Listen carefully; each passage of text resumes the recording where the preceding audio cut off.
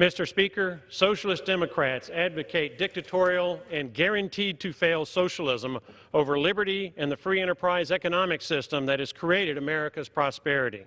Merriam-Webster dictionary defines evil as morally reprehensible, causing harm, or pernicious. By that definition, socialism is evil, and anyone in America who supports socialism supports evil.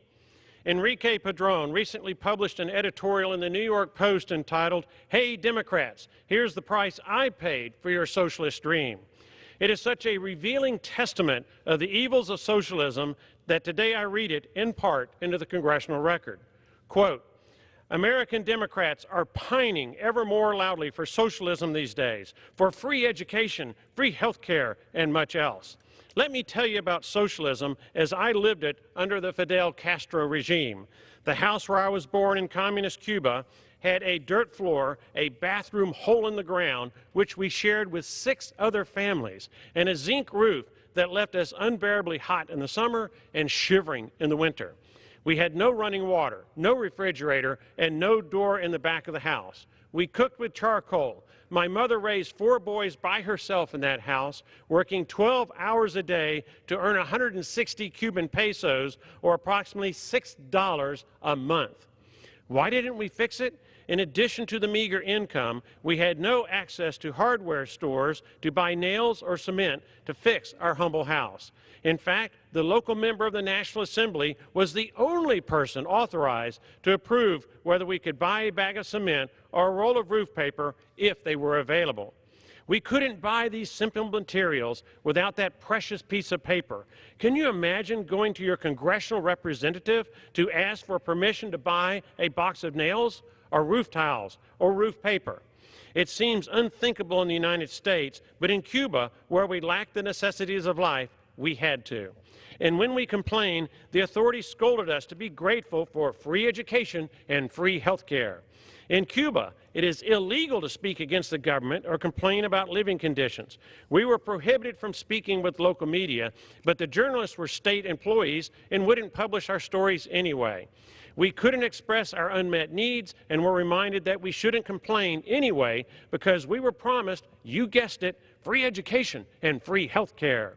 In Cuba, doctors make the equivalent of 25 cents an hour, and teachers 21 cents an hour. Pharmacists earn 8 cents an hour. In Cuba, there is no right to free speech and virtually no independent media. There are no free, fair, multi-party elections. In fact, there is just one political party, communist, and only members of the Communist Party may run as candidates for any office. But we were told we couldn't object to this system lest we lose our free education and free health care.